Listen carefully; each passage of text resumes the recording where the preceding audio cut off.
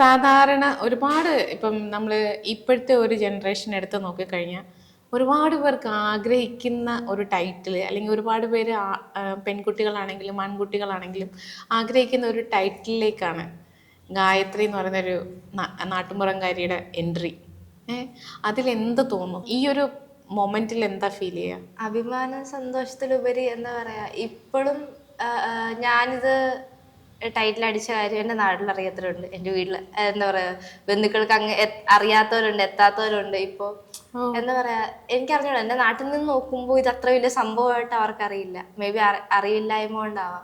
ഞാനിത് അച്ചീവ് ചെയ്യുമ്പോൾ എനിക്കും അറിയില്ലായിരുന്നു, ഓക്കെ ഞാൻ ഇത്രയും വലിയ ടൈറ്റിലാണ് അടിച്ചത്, എനിക്ക് അത്രയ്ക്കുള്ള അറിയില്ലായിരുന്നു.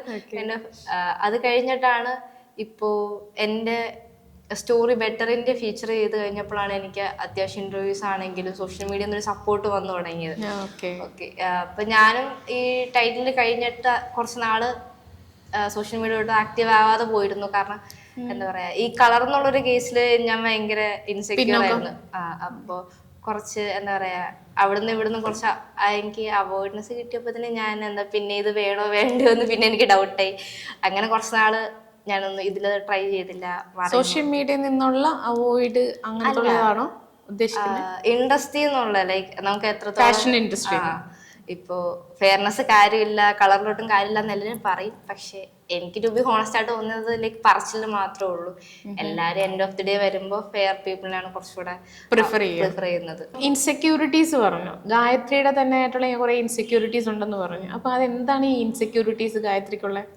ഞാൻ സ്കൂള് മുതലേ അത്യാവശ്യം കളിയാക്കിയത് ലൈക്ക് എൻ്റെ ഒരു ബോഡി ലാംഗ്വേജ്. ഞാൻ ഇതിലും ഭയങ്കര മെലിഞ്ഞിട്ടായിരുന്നു, ബ്ലേസസ് ഒക്കെ ഉണ്ടായിരുന്നു, പല്ലൊക്കെ പൊങ്ങിയിട്ടായിരുന്നു. അപ്പൊ മൊത്തത്തില് പിള്ളേരുടെ അടുത്ത് നമുക്ക് അത്യാവശ്യം കളിയാക്കൽ കിട്ടും. ഇപ്പൊ ആദ്യം നമ്മൾ 2-3 വട്ടം കേൾക്കുമ്പോൾ അത് കളിയാക്കാനായിട്ട് തോന്നും. പക്ഷെ കുറച്ചധികം കേൾക്കുമ്പോഴത്തേന് എനിക്ക് മനസ്സിലായത് നമ്മൾ ഉള്ളിൻ്റെ ഒരു ഇൻസെക്യൂരിറ്റി വരും. ഞാൻ അങ്ങനെ ആയിട്ടല്ലേ എന്നെ കളിയാക്കുന്നേന്നുള്ള ഭംഗിയില്ല ആ ഒരു തോന്നല നല്ലോണം ഉണ്ടായിരുന്നു. അതുകൊണ്ട് തന്നെ എനിക്ക് 10th അത്ര വലിയ ഫ്രണ്ട്സ് ഒന്നും ഇല്ലായിരുന്നു. 10th കഴിയുമ്പോഴാണ് എനിക്ക് കുറച്ച് ഫ്രണ്ട് സർക്കിൾസ് വന്നത്. +2 ഞാൻ പത്തനംതിട്ട ബോർഡറിൽ പോയാണ് പഠിച്ചത്. അവിടെ ചെന്നപ്പോഴും പുതിയ പിള്ളേർ, പുതിയ ആൾക്കാർ, എനിക്ക് അങ്ങോട്ട് മിണ്ടാൻ മടി, എനിക്ക് ഇൻസെക്യൂർസ് കൊണ്ട് ലൈക്ക് ഫ്രണ്ട്സിനെ ഉണ്ടാക്കാൻ മടി. മൊത്തത്തിൽ ഞാനൊരു 1 ഇയറോളം അവിടെ ആരോടും മിണ്ടാതിരുന്നു. +2 ആയപ്പോഴാണ് ഞാൻ പിന്നെ അവിടെ എനിക്ക് ചെറിയ ഫ്രണ്ട് സർക്കിൾ ഉണ്ടായത്.